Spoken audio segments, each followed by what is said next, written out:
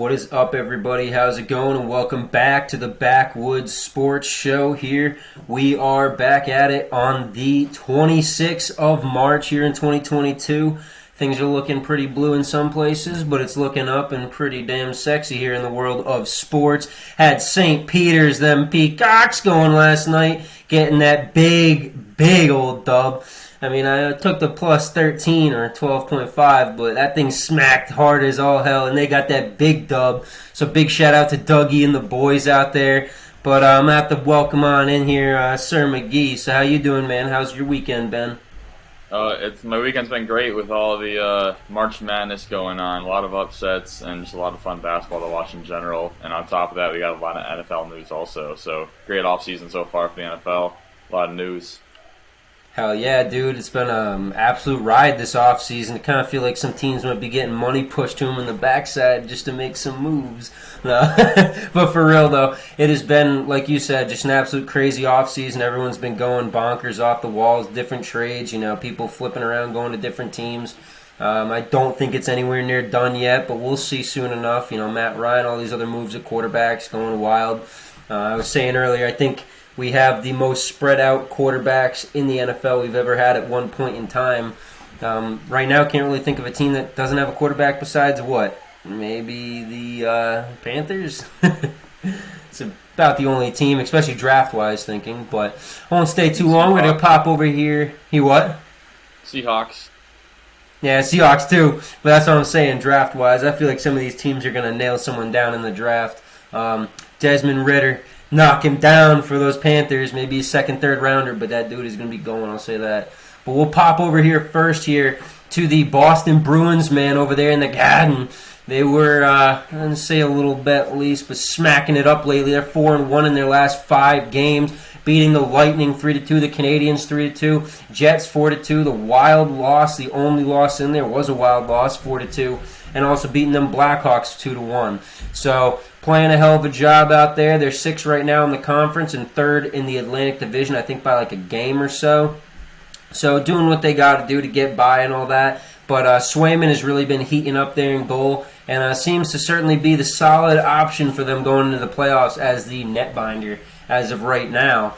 But kicking it over to the other side over there in Boston, we have, the old Fenway Franks, those boys out there in the big old red and blue. We got the Boston Red Sox finally coming back out. Baseball's out of the lockout. Finally out of the lockout. What is it? The whole big thing was holding it up was the international draft in 2024. So we're going to see how all that goes and everything going into this break. But, I mean, as of right now, we got baseball on the ride, man, and I think it's going to be a fun time, that's for sure. What do you think about that? You think their chances here getting Trevor Story are going to make it for a new Story?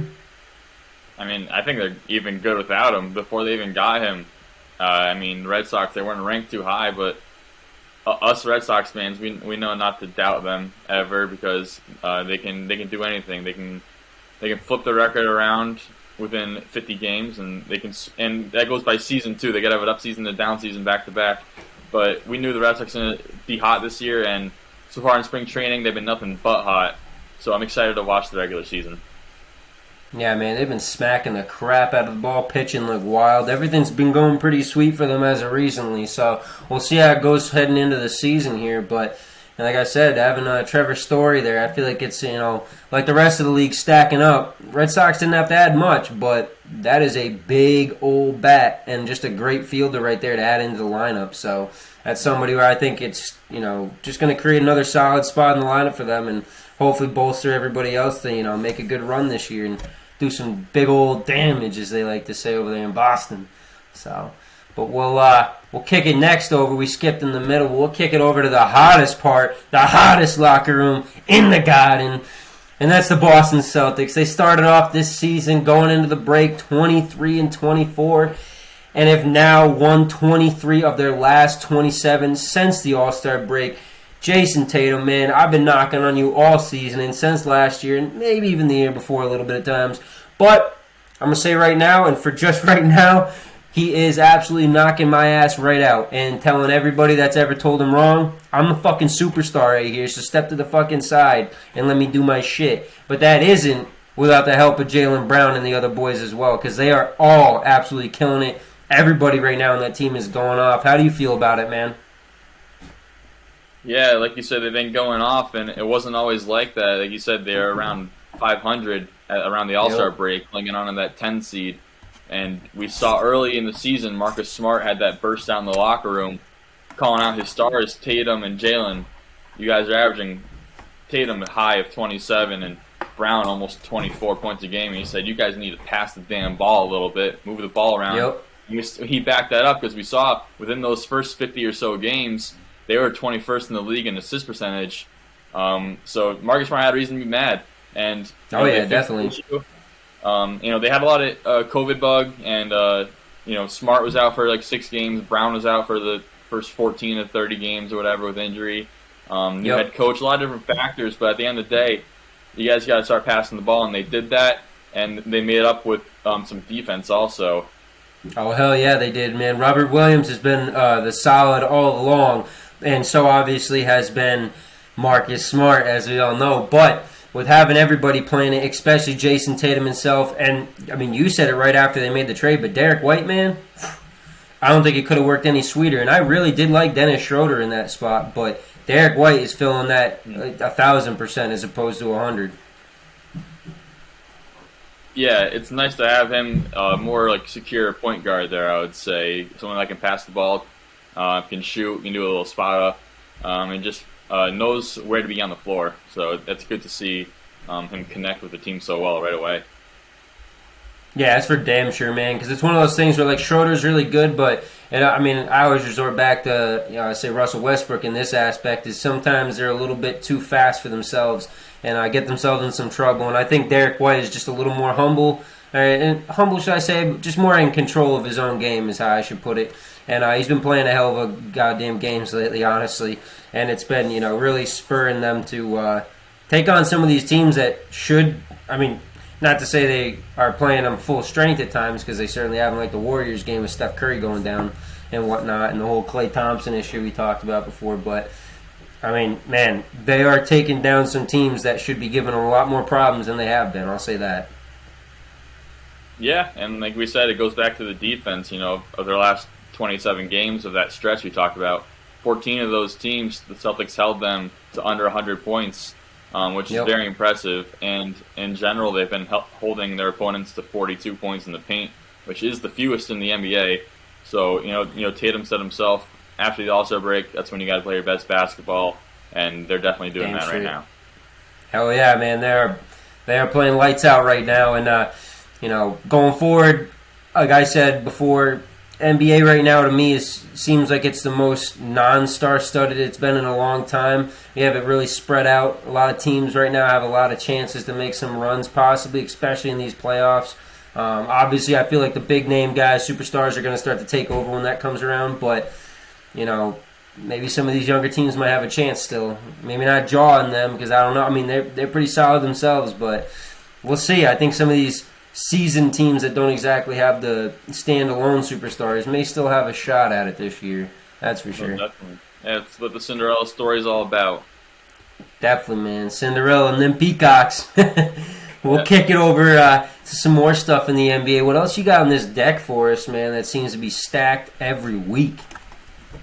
Well, I think the biggest news in the NBA that we got this past week was that Vanessa Bryant and Nike came to a new agreement when all the contract stuff seemed over. We didn't really know what was going on. Kobe's contract expired shortly after he passed. No one signed a new deal.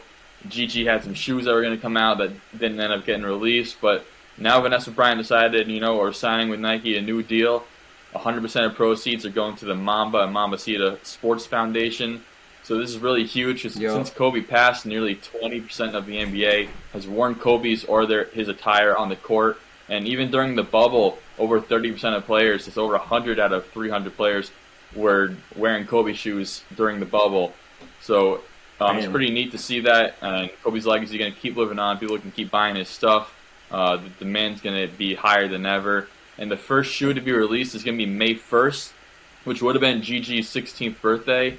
and they're going to release those shoes that I just mentioned were supposed to be released last April before the contract expired. So those will be the first on the market, and then there's supposed to be, I think, 6 different Kobe models on top of the current 11 that are going to be released for people to use in the future, people to buy. So that's huge news. That's great to see for basketball and just for Kobe and all that stuff. And they're also creating like a youth basketball court somewhere in Cali to help with like the youth generation grow up and get into basketball for those that can't really get there on their own. So it's great to see they're still doing youth work and charity and all that stuff. It's really awesome to see.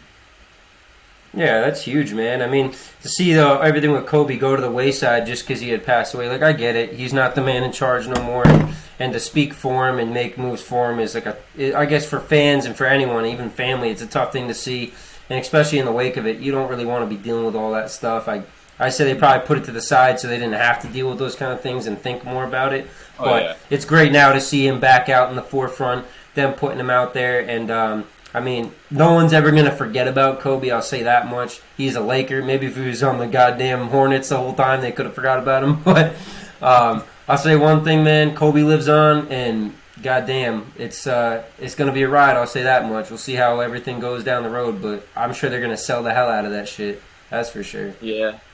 Yep, hopefully we don't get a lot of scalpers on these new Johns, because we don't want to see anybody, doing that shit with Kobe's name on it. But either way, for real, so man. that's a lot of good. That's some wholesome news, but with the NBA, it's a lot of back and forth, and especially when you're one of those top teams in the NBA, and you got a lot of pressure on you. Some things might crack, and I don't know if you saw the other day, Udonis Haslem and Jimmy Butler were kind of getting into it. Spoelstra kind of got in there too. What seemed to happen? Spoelstra kept coming back at him too, man. That was wild. Yeah, evidently, Spo was mad that Jimmy, he wasn't contesting shots. He wasn't putting his hand up or nothing like that. So he was like, I'm going to play some defense. And then Butler, we all know he kind of has a short temper. He's kind of a hothead.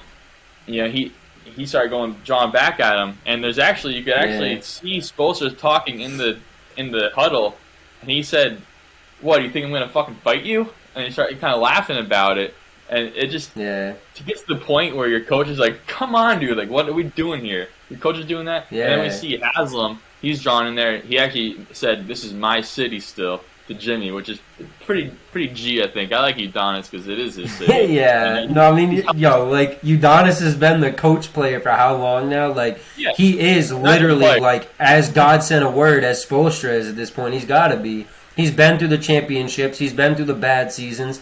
And, and then what is it? For them to bring up D-Wade or Jimmy to bring up D-Wade there? Like, you're only relevant because of him, yo. And I'm like, man, I wouldn't go there because they're as solidified in Miami history and lore as like anyone, honestly. And Udonis was a pretty decent part of that, I'll be honest. Yeah, for sure. I don't know how accurate that quote was, but for sure Udonis is there for a reason. I mean, he's held that roster spot and hasn't played in like 6 years, so there's a reason why he's there. Some people say, get rid of that roster spot. That could be a young guy. That could be the next All-Star. But come on, man, it's like the 15th spot. Like, and it's not like he's holding the bench warm. Like he's doing something. He's a mentor. He's there. He's the guy. Yeah, and I feel like UD. You don't got to explain it to you. Yeah, like, and he's gonna have coach cred by the time he's like actually done whatever the hell that is, because the dude's old enough already. But, for damn sure, because he's been in that role already, and it's like to see him like that and doing what he's been doing. Like, there's something to having a coach on the floor with you that can actually roll through and do stuff with you and make you understand it from like a player's side as opposed to just the coach side. Like, he's not just in a suit; he's out there in the gear and everything and making it happen. I'll say that much. So I got a question for you about this whole incident. How do you feel about it? Do you think it's like overplayed? Because we know Jimmy Butler, he's an acquired taste, and we know who Jimmy Butler is, and the Heat have lost 3 straight now. We saw Spoelstra throwing his clipboard. I like that because it showed a spark. He showed the fire. Says, "I know we can do this. So like, let's execute." Yeah. How do you feel about the whole incident? Do you think is it going to break them, or they're going to keep tearing down and lower their seeding? Do you think is it going to spark something? I mean, I'll say one thing is is it the worst thing if they were to drop in the seedings? Like, I mean, I know everyone keeps talking about, oh, don't want to be number 2, don't want to be number 2.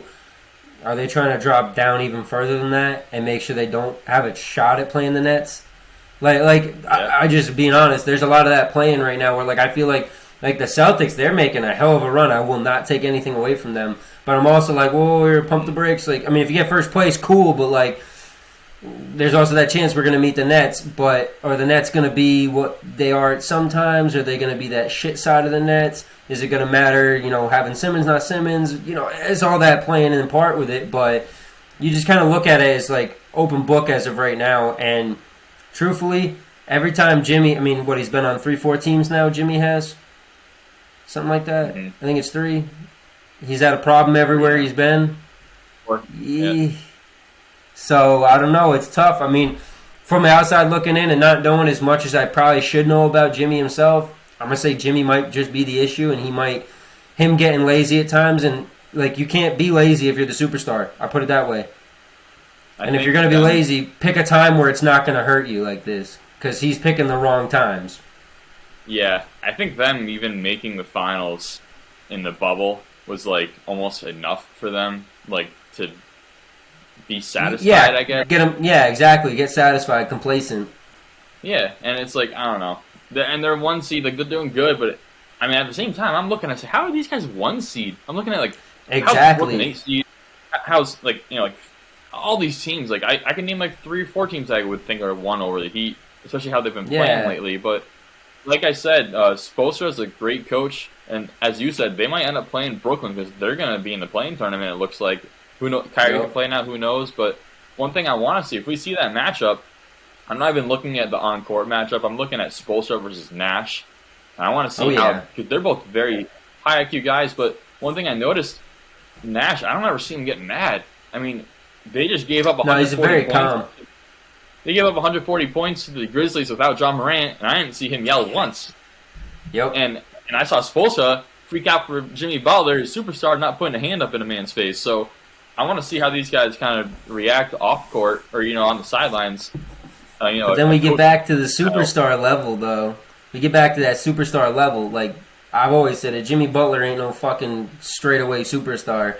He's I gotta bust my ass and I gotta make every play to be considered the superstar. On the Nets now, they got the big heads. They got KD, they got Kyrie, they got old dudes like all the old guys in there. They got Drummond, whatnot. So it's like when you look at that, and then especially you have Simmons in there. It's not to say like they gotta be like he's got to be soft and not attack. I mean, not attack, but like not be so verbal to him. But it's that situation where like I feel like the coach is kind of almost on ice. Like he's like, I don't know if I should be ripping him or not, because at the end of the day they know their job. Like it is a profession. They are professional. They're KD can go out and put 40 on the court. Kyrie just showed he could put up 60. So like I know we got this in the bag. It's just can you pull out the bag when we need it? And the other thing I look at, too, is getting so far to the end of the year. I'm sure he's comfortable with his team being where they are and knowing they'll most likely be right in the play-in. And like, oh, it's fine. We're going to play, a team that we could probably scrape up in the first round. But I look at it also as, does he want to create a rift right before they go in the playoffs and knock that team off what they're doing right now? I don't think so. I don't think so either, but it's great you mentioned that because, because as we just said, Kyrie can play now. New York City lifted the private sanction mandate for the Barclays Center, so athletes and performers can participate and do the thing in the center now. And it's going to raise a lot of questions because now Kyrie can play 100% of games, assuming he'll be healthy. And it's such close seeding. The first 3 seeds all have 27 losses. The Celtics at 4 have 28 losses. Seeds 5 through 7 are only separated by 1 game each, so they could very well be out of the play-in tournament and even get a 5 seed. I mean, I'll be honest, the team where I said before with DeRozan, man, and how hot he was playing at first, where it was like how many games in a row of 30 points or something, and then he started to cool off. As soon as DeRozan cooled off, the whole goddamn Bulls team cooled off, man. They are a team where I'm going to say now, book the Bulls for the play-in tournament. That's where they're going to be. Because I bet you the Nets hop up and above them. That would take a lot, but it might be. And just like you said, DeRozan has been going off, and he got cold, and then the team kind of got cold. And it's funny because from Bulls fans' perspective, it's saying, "Oh, Jimmy Butler's hot. Like we're doing this. Like we got a ton of injuries." They keep saying we got a ton of injuries, and now that DeRozan's cold and they're losing, they go, "Oh, we don't have Lonzo. Like so our defense stinks now. Like we don't have Pa, who only played 20 games anyway." It's like, well, you were just talking the talk for the last 20, 30 games when DeRozan was going off. I keep saying Butler. When DeRozan was going off, and all of a sudden he stopped, the same circumstances, and he just stopped, and then the team flow kind of stopped, and now it's injury. Now it's not the leadership, it's not the shot selection, it's not the defense, it's not DeRozan, it's Lonzo not being out. It's another one of those situations. Yeah, they had more Jimmy people Butler and DeRozan. They had more people injured when Jimmy Butler and DeRozan, they're about the same. And now that they're cold, no, that's true. That is true. It doesn't make any sense, but we'll keep it moving. No, it really doesn't. But speaking of players that are playing really hot, Devin Booker is making his name up in the MVP race. He's in the top 5 right now. A lot of people are saying maybe he should be top 3. I want to know where you land on that, because this man's averaging 27, 5 and 5. His team's getting 60 wins. It's the best in the league, 15 more than anybody else. Do you think Booker should be talked about more, or do you think he's just getting outplayed by these other guys? I mean, honestly, I feel like at this point in the NBA, with how centers are and just being so versatile, it's going to be very hard for anyone to win MVP that's not a power forward or a center in the NBA anymore. I honestly believe that, because unless you're like if Rajon Rondo had a shot, like a true pure shot back in the day, I think he could have won MVP at some point if he played primetime Rondo every single day, because that dude got rebounds, that dude got the assists, he made all the right plays, beautiful passes like Joker, all that, and to be the center and be able to get 20, 25 a night with double-digit rebounds, like that right there in itself is already MVP level. And then you take in whether Embiid or whether Joker, even Giannis, they're all doing that, and they're making these absolutely incredible passes to get dudes open, sucking in the defense to get everything spread out. It's a different game nowadays, man, and it's not just that shooter that's going to get MVP every time. To me, it really is like, I think the MVP at this point is more of a pure award. I think before, when it was like LeBron was always getting it or someone like him, it was like that mold. That build was who was going to win the MVP every year. And now that's kind of breaking, and it, like I said, it's becoming that big man award at this point. Damn near, anyway. How do you feel? Yeah, I agree. The last 3 years, we saw Jokic, and then Giannis got back-to-back. Before that, we saw 4 guards get it in a row between Curry, Westbrook, and Harden. But that was like exceptional shooting. Like they were like so far above the normal of like great shooters that it was kind of like, it's one of those hard to ignore. You got to give it to them.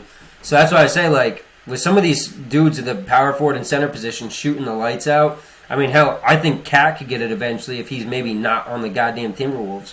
That's a good take. I could back you up on that for sure. But yeah, like you said, when the guards get it, it's just like exceptional shooting. Curry in the 15 and 16, he got the back-to-back, he got the unanimous. Oh, yeah. That's like historical.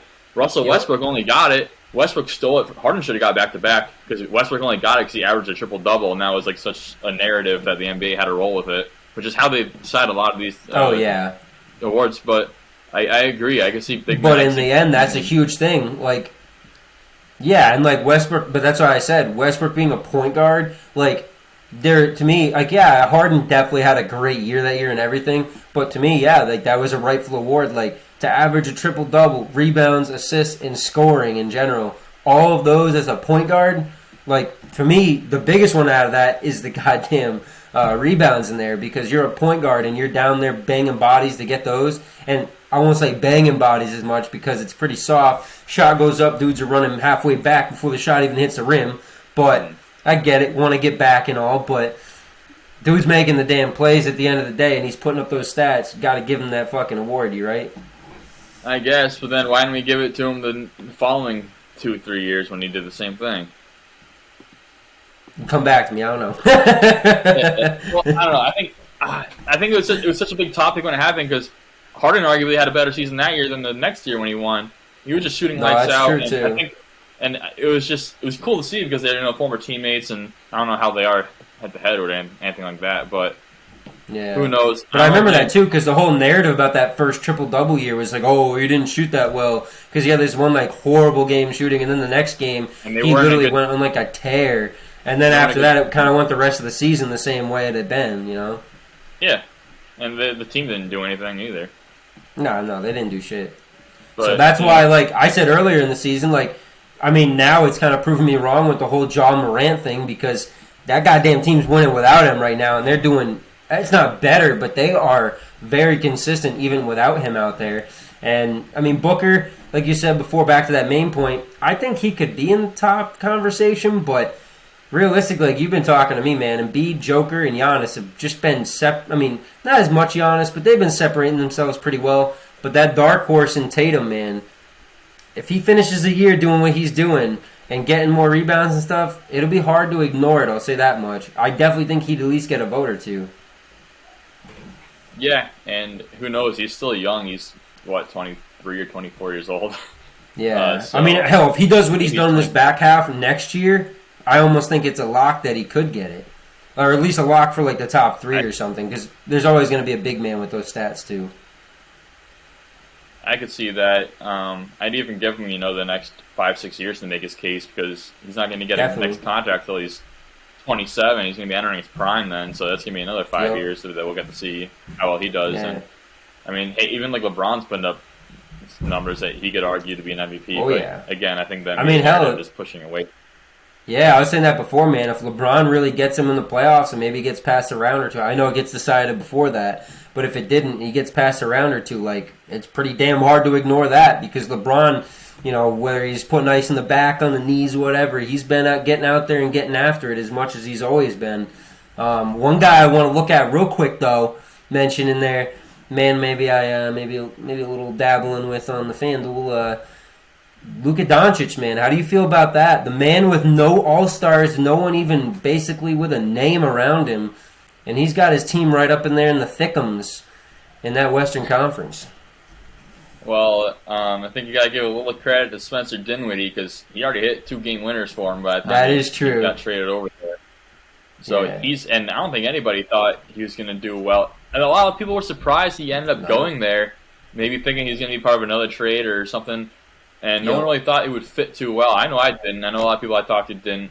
And I'm very surprised how well he's flourished in there, and he's really stepped up. And they do have those guys like Brunson and them that have that are just good role players that are good fit the spot, and then let Luka do his thing.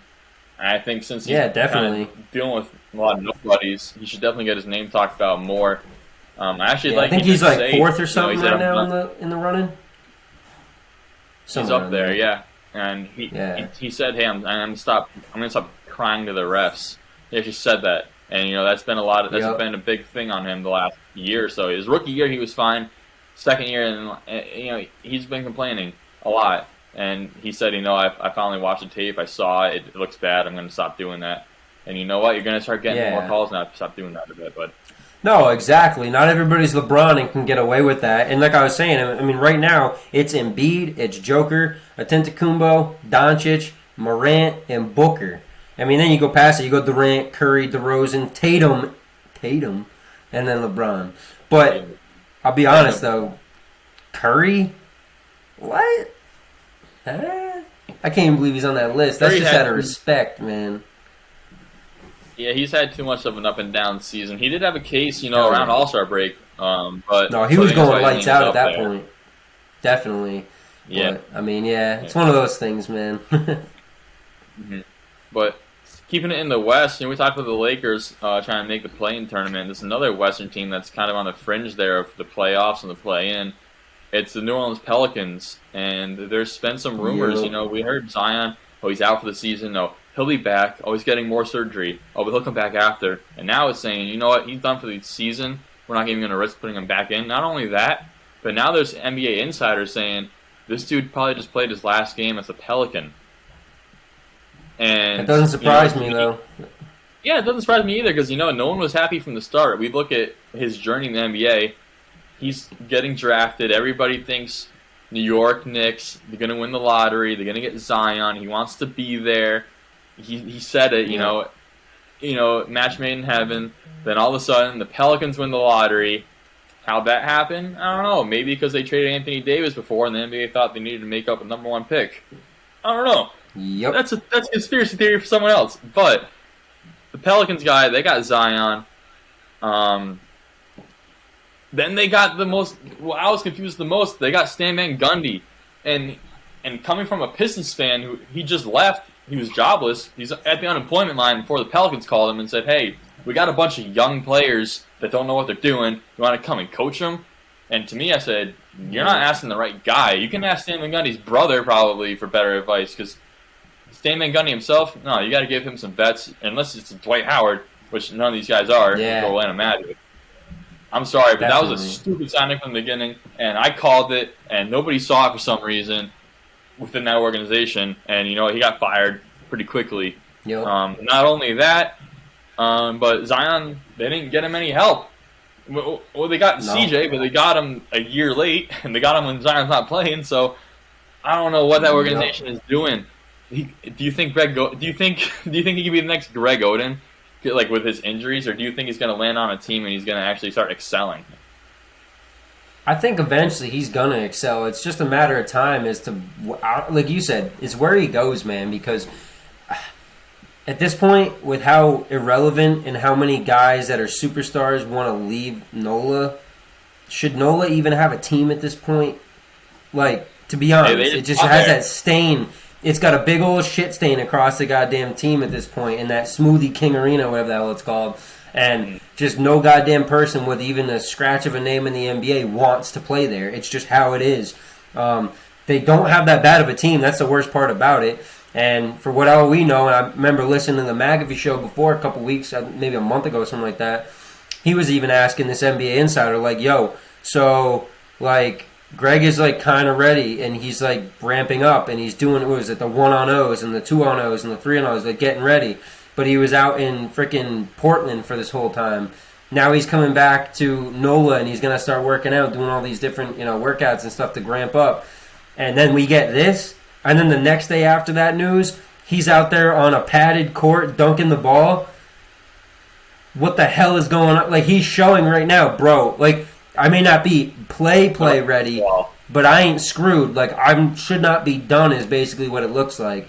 And it seems like this team is making a business decision when you're this close to the fucking playoffs, do you need to make a business decision or do you need to just put the goddamn dude on the court?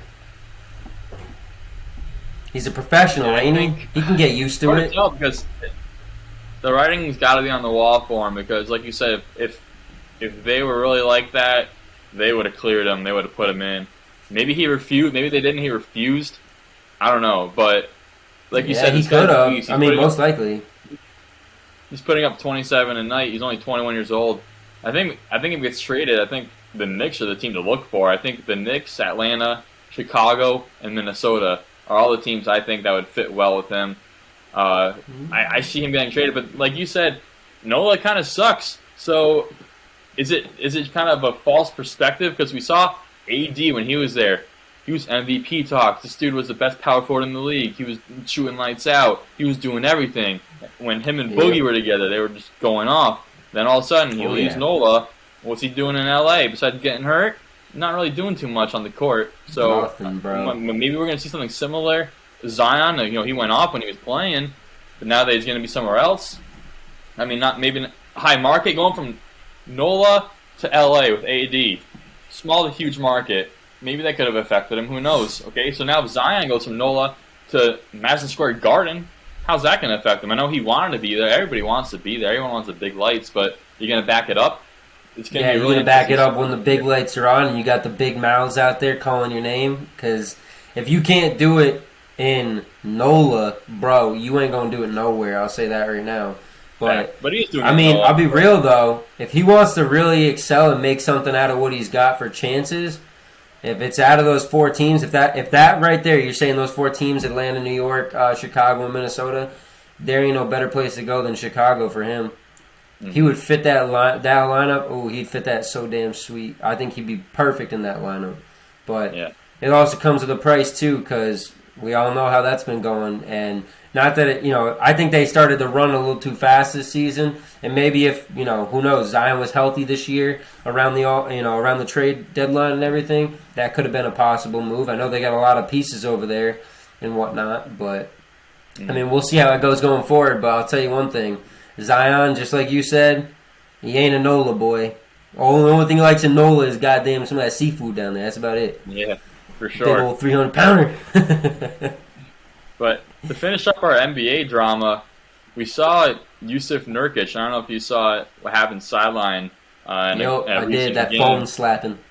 Yep. So Yusuf has been out with injury, something with his knee. I'm not really sure, to be honest with you. But going up to a courtside fan, and on the video we didn't hear any audio or anything like that. We saw Nurkic grab the fan's phone, and he chucked it without looking, about like 3 or 4 seats back, like a rag doll. And it turns out the fan was talking trash about Nurkic's mother and grandmother, calling him trash and calling his grandma a bitch and all that. So, do you give Nurkic the okay to take his phone and chuck it, given the circumstances? Bro, if I was Nurkic, I would have taken that phone and right in my hand. Screw throwing the goddamn thing. The thing probably still works. It's just got a crack or two. I would have just boom right there and just handed it right back to him. Real nice and easy. Because, you start talking about family, man, he's lucky he just didn't get a smack up beside the face right there, honestly. And with that, what he got, whatever the fine was, the $500K or whatever fine, take that big, all right, give it to my mama.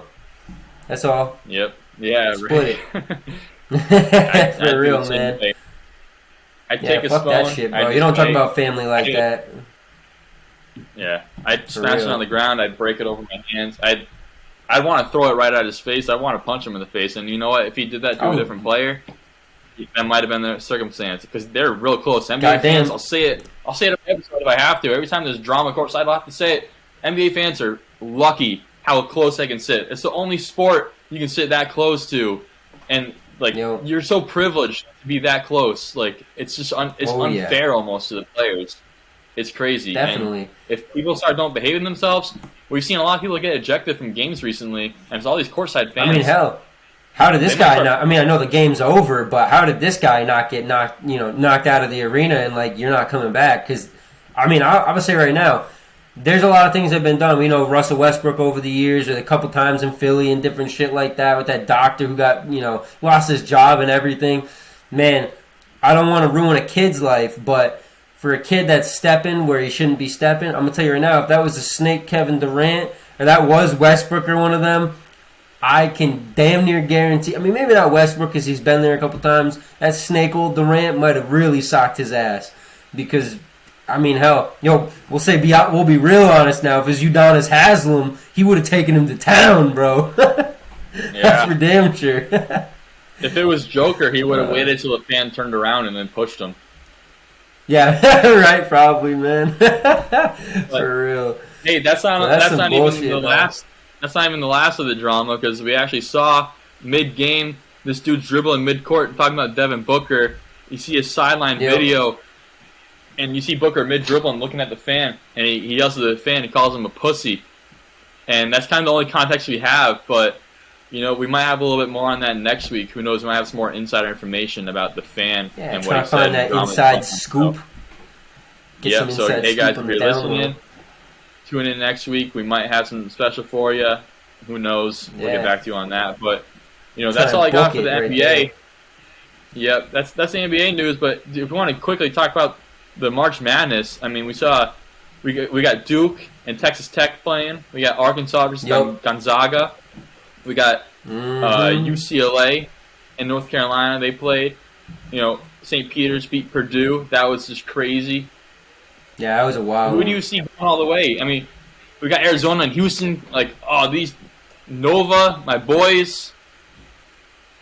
Come on, who you got? It's tough, man. I mean, I'm gonna say right now, I can't call it, but Duke has been playing well. I'll just be honest about that. They've been playing real well. Seeing Duke and UNC maybe meeting up on again, that'd be pretty awesome to see before Coach K makes that ride off into the sunset. And I mean, no better way for Coach K to ride off into the sunset than another championship. I don't see it happening, but Man, it's tough. It's really tough at this point. I'm gonna just toss it out there at this one. I'm Villanova. I'm gonna just pop Villanova right there, boy. You're going Villy. I like that. You're going the big old Villy villain, bro. I want to roll with Villanova too. I don't know if they're gonna get there, but those are my boys. It'll be tough. And for those who are listening, we got 2 games tonight. We got Arkansas versus Duke. That's at 8:50, and then right before that, at 6 o'clock, we got that Nova game versus Houston. We're going with Nova. And then Houston's tomorrow, been a big team, though. That's one thing I'll say, honestly. And to really be mad honest, I want to be big shout out to the local area, Rhode Island, over there in the Dunkin' Donuts Center. Those Providence Friars, man. Ed Cooley. Ever since those days with Chris Dunn and all the shit he's been going through with all that, man, he has rose all the way to the occasion. And this year, getting to the 4th seed, absolutely smacking up the East over there, doing what he did. There is nothing else to say but hell of a goddamn job. Watson and all the boys out there in the court absolutely killing it all year, and even damn near coming down to the buzzer against number 1 Kansas last night was just sweet, man. I would have loved to see him get the dub, not for my bet, but just to see them get the dub because, we all like them Friar boys out here in the land this way. So, that's for sure. Yeah, I'm with you there. They're a great team. And just hell quickly, yeah, Ed Cooley always gets the boys up. Yeah. Wrapping up the NCAA, and before we move on to NFL, there's a little bit of facts about St. Peter's. They're a Cinderella story, and there's a special reason why they are. A couple of the reasons. First and foremost, they're a 15 seed in the Elite Eight. That's just crazy to begin with. Not only that, but during the season, they weren't able to listen to any music during their team lifts because their weight room was actually right next to a psychology class, and you could hear everything in it. So they had no music during their workouts. Their stadium has leaks all over it, so there's water coming in everywhere. They also had to do all the press conferences in yoga classrooms because they didn't actually have real rooms to do this, and they didn't have conference rooms. They had to go in yoga rooms. They also have 12-month-old basketball bills. All the equipment in there, all unpaid for still. The coaches' offices, they're just doing what they got to do, bro. Yep. They could. The coach offices were flooding because the pool was above them, and so they'd start getting water. And on top of that, they didn't have hot water for a lot of the year either. There. So if you want to talk about Cinderella story, St. Peter's, man, you're gonna get a movie made about you if you do this. Yeah, no, goddamn for sure, man. And they're doing what they got to do. I mean, I even said it to my wife last night. We were watching the game, and they kept showing the clip, pan over to the fans in the arena and stuff. And I'm like, that arena is going to be different next year. Like, bar none, even just this run they've done so far, that arena is going to be different next year. For whatever it is, that school's going to get some more grants, whatever the hell it be, and they're going to be riding a little more prettier, whoever's there playing. But it's, Dougie and the boys, bro. Dougie and the boys. I say that much. Rubbing them stashes during the free throws. Hey, buddy. Hell yeah, man. NFL side, man.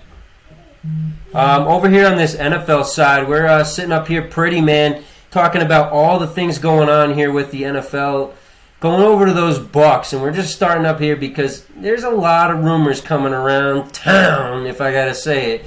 And, Brady coming back because he's their quarterback, talking Jensen that Sunday before he came back from retirement. But all these reports coming out now out of nowhere saying he might just be getting himself a trade out of Tampa.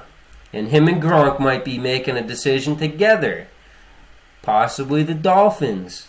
Other than that, do we know? It's a rumor of all rumors, but hell, this is one of the wildest off seasons in the NFL, so we can't call it yet. We just got to go with what we got to go with, man.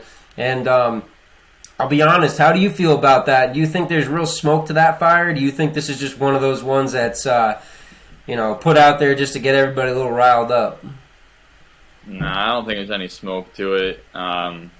Just for talk and clout. I think Brady has still been rumored to be recruiting guys to Tampa, and they already brought all these guys back.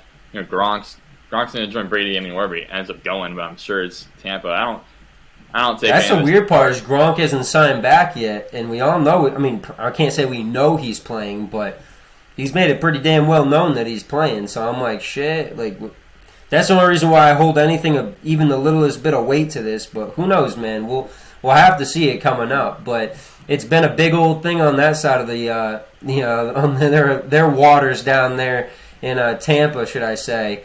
And they've been doing a lot on the other side as well over there on the other coast in Miami. Bringing in Tyreek Hill this last week, big old trade, absolute blockbuster out of nowhere. 5 picks for Tyreek Hill. He gets himself a new 4-year, $120-something million deal, highest paid receiver.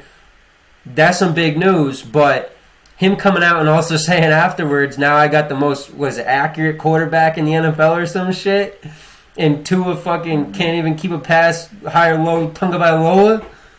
I don't know about that jazz, but he's definitely gassing up some of his boys, I'll say that much.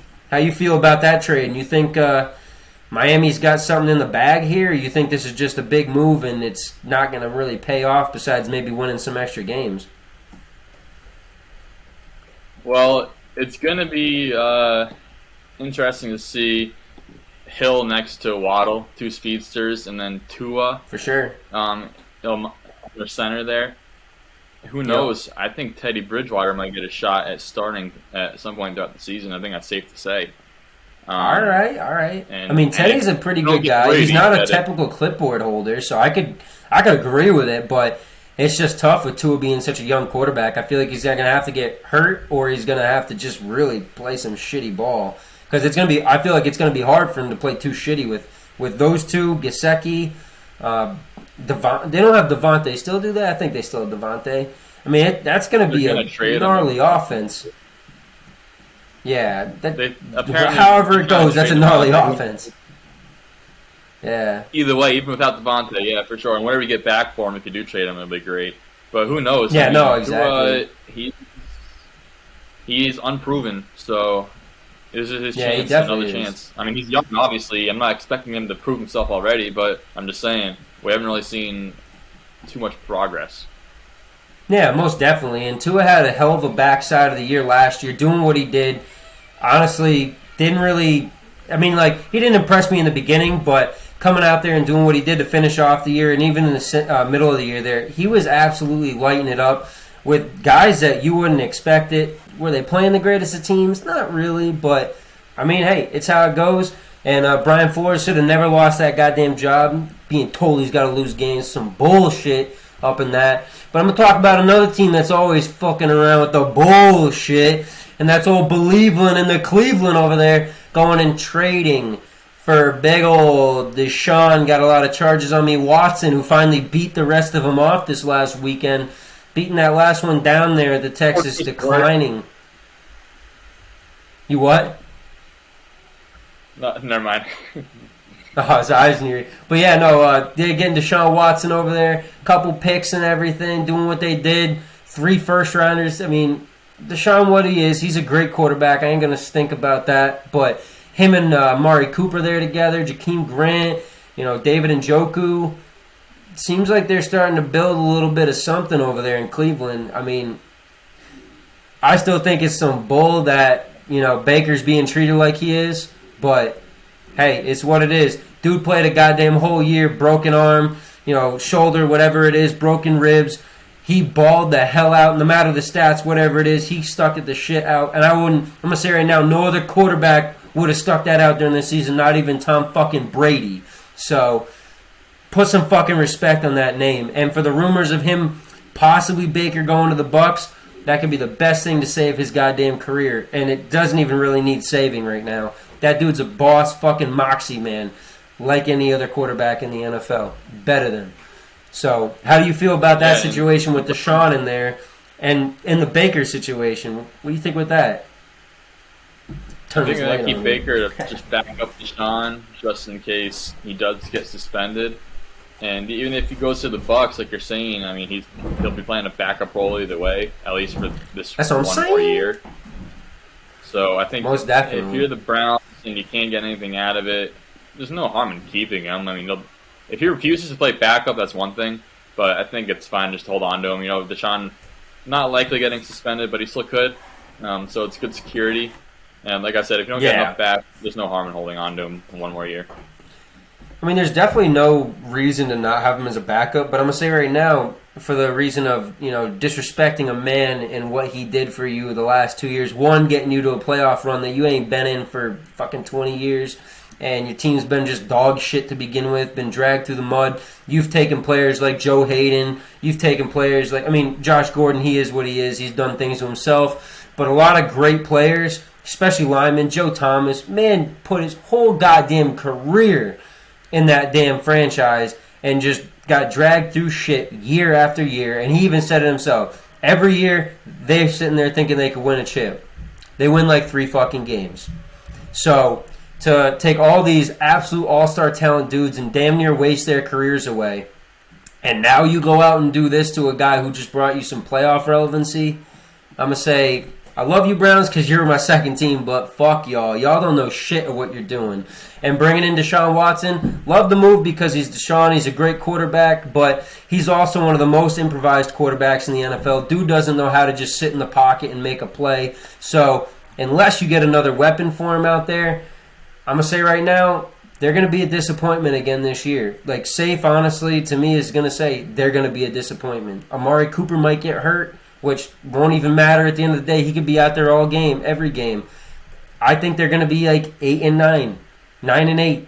That's where I see them. There's a ceiling to that team because they don't have. Deshaun is not a moxie man. Deshaun is if it's going right, we're riding, and if we're not, I'm kind of a bitch. I'll be honest. You saw how many times at the Texans he would just, and especially like he can play, he can ball in big games. But how many times you see him play the Patriots, see him play even the Steelers at times, different stuff like that. He's out there trying to improvise, throws a pick late in the game. Granted, sometimes the defense plays enough to get the ball back, but can't be handing that shit over to the defense all the time and expecting to get away with it, man. And especially when you're a Browns player, you ain't got that much room for error, man. The dog pound will eat you the fuck up. I'll say that much. But That's true. Oh, yeah. Yeah, definitely, man. That's how I've been feeling all about that. I don't want to drop too much a bomb on him, but it's just how I feel, man. Deshaun's a good dude. He's a good quarterback and all, but just too much of an improviser at the end of the day. Like we were talking with Brad, Big Bad Brad, on the show when he was on for the interview. Those improvisers can get themselves in some real shitty situations. And, when it comes to those pocket quarterbacks like Rodgers, like Brady, others like that, even Kirk, I'll put it out there, Kirk fucking Cousins. He's a pocket quarterback who can make big plays because he doesn't turn his fucking back to the defense. That quick little twirl is all you need for that defense to shift the fuck around on you and make a big play on you. So I'll leave it at that. But talking about big packs and shit on the attack or not, what about those damn Green Bay Packers, man, up in Wisconsin, the frozen tundra? We saw Rodgers go back for 3-year, $150 million, not the first reported 4-year, $250 or whatever the hell that was. But then Devontae Adams, man, gets a nice on ship on out, traded to the Raiders, bro. How the hell does that go? And now we see Van Scantling or whatever going to the Chiefs as well. So Rodgers just signed back there for good old happy days? Is this what it's looking like? They ain't going to win shit? Yeah, that's how I feel. They weren't going to anyways. Rodgers signed there for the money. I mean, even if he took a pay cut, brought back Adams, brought back MVS, they're not doing anything. How many times do you see this man? You sure about that? Yeah, I'm sure about that. You sure about that, though? I don't know, man. I feel like if Adams was back there, at least Adams. And then, because at this point, with them having basically no fucking receiving core besides Alan Lazard and Robert Tonyan, they are basically going to be forced not to move up in the draft in the first round, but draft a receiver right away. And if they don't, doesn't this just start the bullshit again with Aaron Rodgers? Who knows? Because how sold are they on Jordan Love? Are they going to be looking for another quarterback? I mean, 3 years, $150 million, you better be stuck with Rodgers for those 3 years because there's no reason to move away from him at this point. Yeah, I'm not talking about. I'm just true talking and bar about none. 2 years, not this coming draft. No. I mean, I don't know, man. There's not. There's Why really no quarterbacks right now. Yeah, so why set up your core offense when you're trying to plan for 5-10 years down the road when you only got this money hogging quarterback that doesn't care about winning for 3 years? Why I waste mean, is he time? money hogging? Why Because not save what the first contract Yes, was he's going to money be hogging. 100 more million. I don't know if that's money It hogging, was only going really. to I be 50 mean, more million. it was It was 4 only going years, to be 50 more 250 million, and it originally. was. I thought it was two. Well, that's still another year, so it's not even an extra 100. That's still an extra 50 only per year. That's only an extra year. I mean, I don't know. 3 years, 150 does not seem very much to me for a quarterback that basically right now is, I can almost stamp as the best quarterback in the NFL. Bar none with that foot injury last year, and he even played through it and still played star level shit. He's the best quarterback to me, almost bar none in the NFL. Brady, right there, obviously, but right now I don't know with their core and how they're gonna go. Who knows with that? Honestly, they kept most of what they got around him and everything as well as he comes back, but I don't know. That's tough. Why would you take a quarterback back like that with all the bullshit going on and then get rid of all of his weapons? Literally any weapon that would matter. I mean, Van Scantling, whatever. He's what he is. But to just get rid of Devontae Adams, that's... Oof. They didn't have a say in Devontae Adams. He turned down more money to go team up with his old college buddy. They offered him more money, and he turned it down. So they had to look at that. But I get that, and that's what I'm saying. Like, they wanted to push the money around.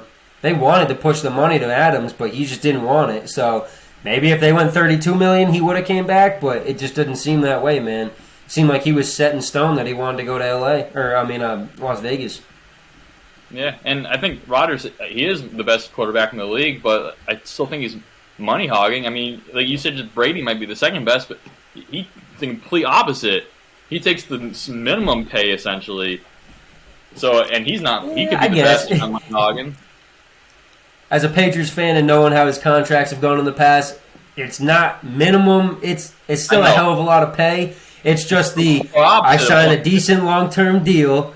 I back end all the money to that last year, and I never see that last year because we work a deal again and it gets over with. Only thing last time with the Patriots is he never saw it last year because he said, I'm getting the fuck out of here and I'm going to the Bucs. But I'll be honest, though, I just don't. At this point, with everything that went on this last offseason, whatever was said by Rodgers or not said, I just don't even see what the issue was in the first place because the issue was not solved this offseason. If anything, I feel like this issue got worse. So maybe he went back. I mean, they said he made the decision after he officiated the wedding there for one of his teammates. So maybe it was all happy times and a lot of smiles and laughs and maybe some drinks as well. Some drinks, some smokes. Maybe they had a good old time after that, and that's what they made the decision, though. Big old AJ Hawk and the cigars. But I don't know, man. I mean, that's how it goes. But we talk about something else and the way she goes. We got to talk a little about this AFC West. We were talking a little about Devontae Adams before and how I said that the Raiders are going to be that bottom feeder in the division. Well, they heard me, and they must have heard me, honestly, because they went out and got Chandler Jones. They went out, re-signed goddamn, what's his name there to that big deal. Their other Max Crosby on the line. They got Rocky Ya-Sin in a trade from the Colts. Amir Abdullah. Like, they're just adding people on as they go. And for everyone in this division that's been absolutely stacking up, who do you think right now is the biggest threat coming out of the AFC West? Because I think there might be 3 playoff teams this year coming out there. Oh, I totally agree. It's hard not to go with the Chiefs, but I'm going to go with the Chargers just because of that defense is so elite. Yeah? You like those Chargers? You like that Khalil Mack and J.C. Jackson? A little bit of action mixing up? You know, the Mike Williams. All right.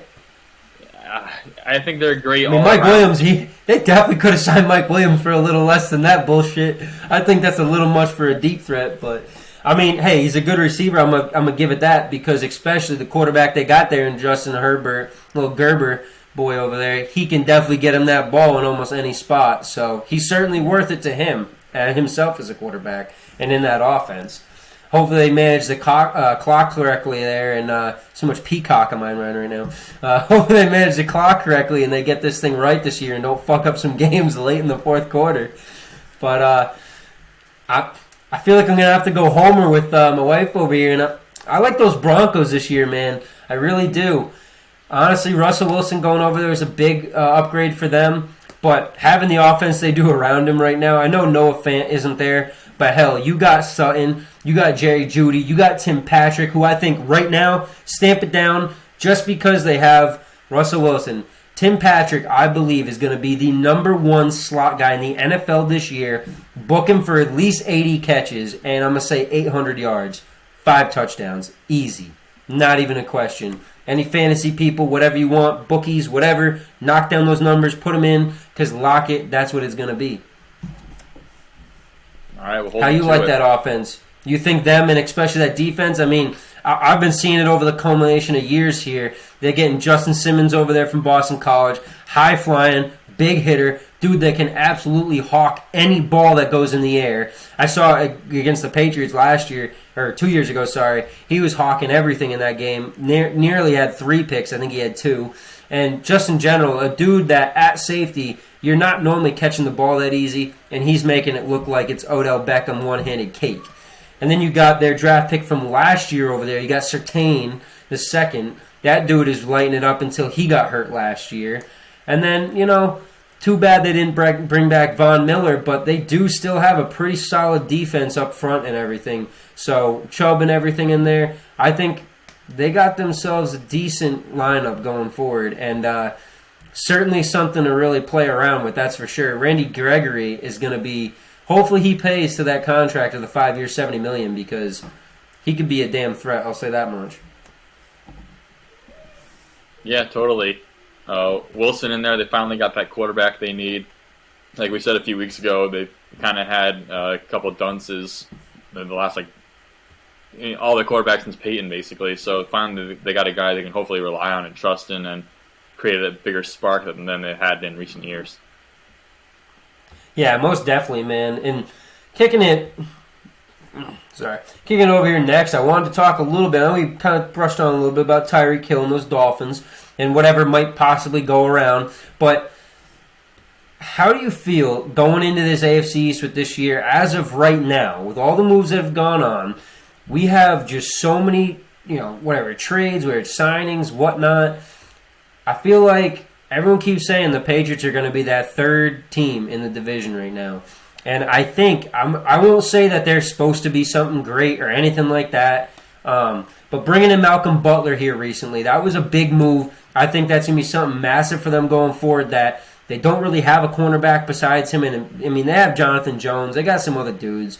But someone to come back in that is, to me, maybe not the best, like a Hawkeye, cornerback or nothing, not a shutdown guy, but a dude that can make tackles and keep people in front of him for the most part, which is going to be huge for that defense because they are an up-front run-stuff kind of defense at the point right now, or should be run-stuff defense is how I put it.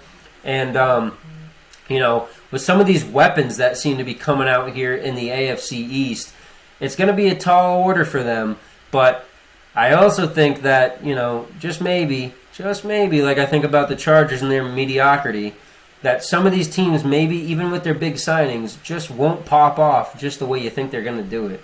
Think those Bills are going to be repeating for a third year? I don't know about that. I do. I think they will, and I think the Patriots finished second. Actually, I don't know if you think that the Dolphins are going to be ahead of them, but I could see. I think they'll finish second. But Dolphins are going to be tough. I think they could lose both those games pretty easily, honestly. Dolphins always play them hard no matter who they got. Especially in Miami, Patriots seem to lose there quite often. But I think with the Patriots, they made the moves that they can this year. I think next year we're going to see a lot more from them. What I want to see this year is a step up from Mac Jones. He did pretty decent last year. I still wouldn't put him above Trevor Lawrence's play, given the circumstances, what they have, the factors, and all that, just pound for pound. But he did do well. I'm not going to say he did bad, but I want to see him get a next step up because if he performs the same as he did last year, we're not going to see much change. It's quite simple. No, exactly, and everyone keeps saying, "Oh, the Patriots need a weapon. The Patriots need a weapon," and the Patriots last year went out and got Nelson Aguilar. And they went, okay, we at least have, maybe not a true weapon, we have a deep ball guy that if Mac needs to, he can throw over the top to. And what happened? There was nothing there. There was no flame to the fire. Nelson Aguilar was literally, he could have been not on the team and it wouldn't have fucking mattered to shit. Yeah, exactly. And I sit here and look at it and I go, why don't we let the kid grow? Give him everything he needs for underneath route running receivers, all that stuff, whatever the jazz is, all in the inner workings of the defense, making everybody make their moves, good cuts, everything like that. We don't need to go getting him some big name receiver right now. Reason being, like you said, he needs to grow, and you can grow with a big guy, a big name player, whatever. But what happens when you lose that big name player because you got him too early in your career? And then you kind of fall backwards in your progression. I want to see him progress with bullshit and then get the big guy who can help him take the top off of defense. Because then you're going to have real mesh, real chemistry. You're going to be able to go on a run. If you waste getting a big guy right now with him and nothing happens, then what's the shit stain on him is, he's not that good, and the Patriots really aren't that relevant anymore. That's how it's gonna go, and then no one's gonna want to come sign with him. No one's gonna want to get traded to him because NFL's kind of getting to that NBA side now where dudes are gonna have a little more say in where they're going and trading and whatnot. Especially even if they don't have a clause. There's a lot of guys that just that's not me because they're gonna be Gronk. They're gonna retire. They're gonna quit on him. Whatever. So, like I said, and like you said, weapon ain't needed right now. He just needs to echelon up and get these progressions done, man. But Patriots doing what they do most off seasons. They're signing back dudes like James White. They got Juwan Bentley back. They got Terrence Mitchell, another cornerback. But like I said in the beginning, they let J.C. Jackson go for the big money somewhere else. Hopefully, I'm thinking that might not work out so hot with the Chargers, but they got a lot of big boys in that defense now, so who knows. But they also went back and signed Devin McCourty, like I thought, Nick Folk, and Matt Slater. So they're bringing back the core, the dudes that at the end of the day, when shit is hitting the fan, and I'm telling you now, they probably will have a worse record than last year, and shit will hit the fan at certain points, maybe multiple points in the year. Those men are going to keep that locker room together, especially McCourty and Slater, 1 and 1A. They're just the veterans. They're the guys that have been there, the guys that know how to do it and how to handle the biz, especially when it's going wrong. But I also feel like we could see a big surprise out of them. But like you said, Mac was doing what he did last year. It just sucked to see him kind of back up in the end of last year. He came in, not like a lion, should I say, but he certainly went out like a lamb, man. And that was pretty sad to see that. But hey, it's a new year, new man, new Mac. Mac Daddy, that is. Hope so. So we'll kick it over next year, though. And one of these ones that I was thinking about kept me up a little bit because I really wasn't sure who to think of or nothing. But we still got a couple big-name guys out there on that market. And one that keeps getting rumored to the Rams, but we're just very unsure. We got that big linebacker, the big Bobby Wagner, big man over there. We got Cole Beasley, the receiver that coming out of those Bills, man. Someone that I've always loved as a slot guy. He's one of the best slots in the league, no matter bar none what he's doing or not doing. And then Jarvis Landry as well, another guy that likes to cook up those defenses from the inside out. So who out of those guys do you see going to a team that's going to be, one, a contender?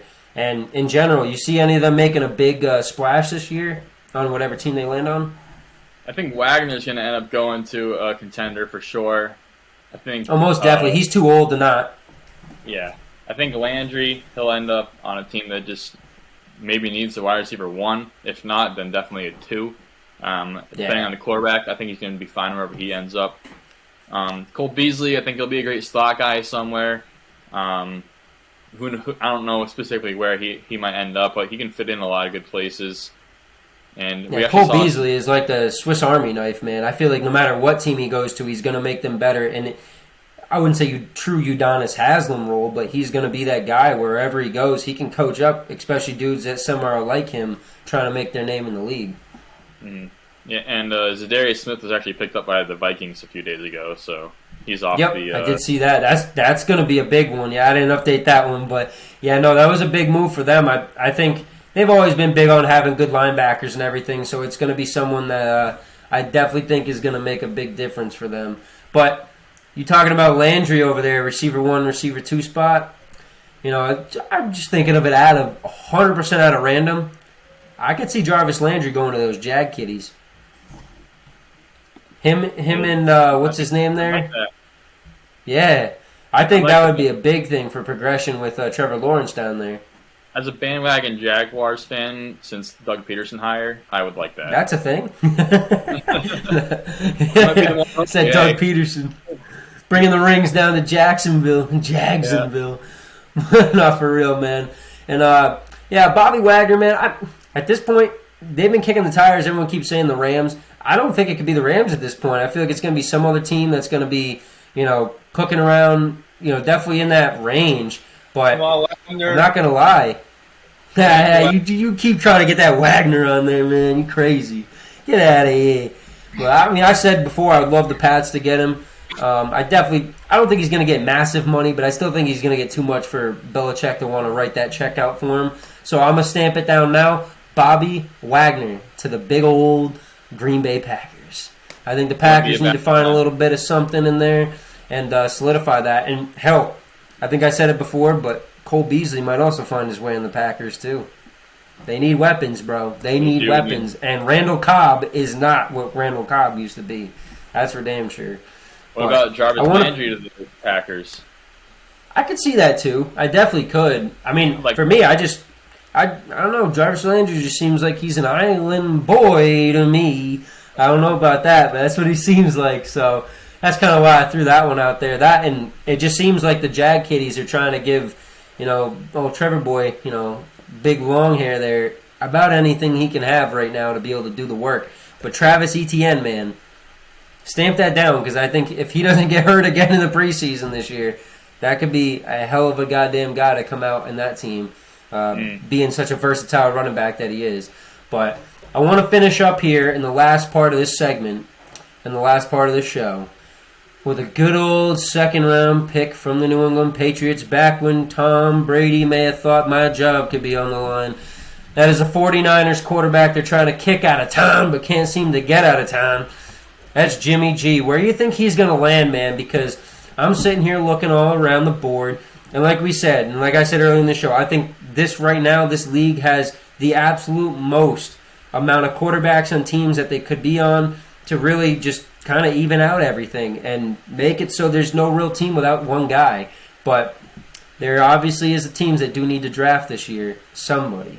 So who do you think Jimmy G is going to land to? And if not, in general, what do you think his perfect scenario is?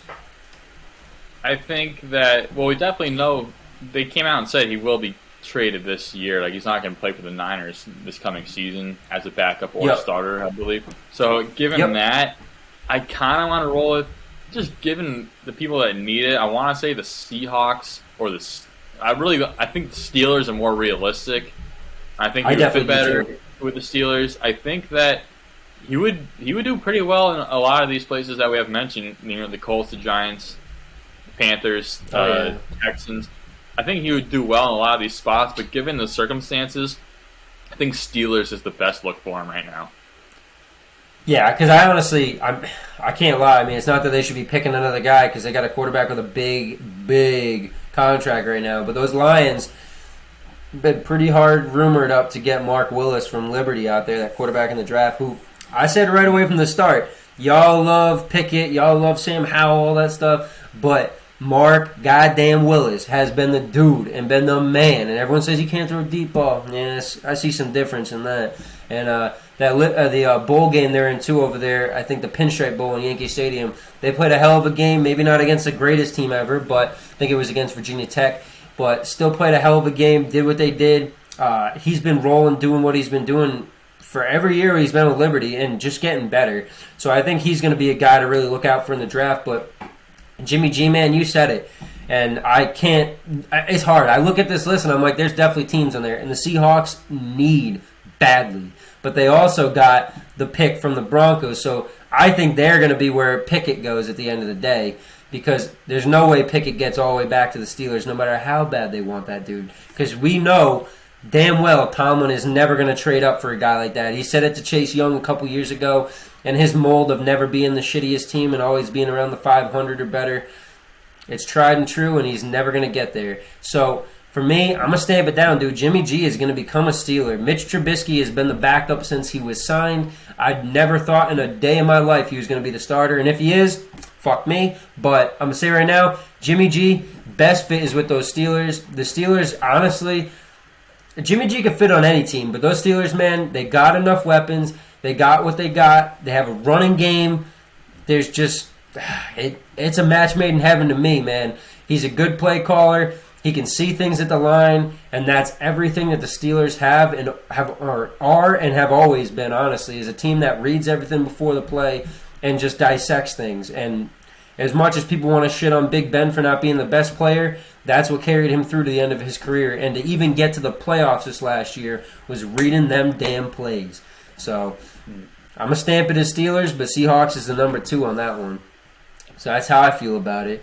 But, I mean, that's all we got today on the show for us. But, man, I got to say, it's a breath of fresh air because this NFL, NBA, it's a big shakeup this year, man. Everybody's going wild. There's so much parity. And I'm going to say right now, there ain't one team that I think pulls out away from anyone else in either leagues right now.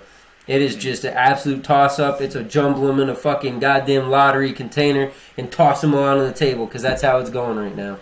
So, for us over here on the 26th of March, for me and Sir Magee, we're up on out of here, people. Y'all take it easy. Have a great one. Love y'all.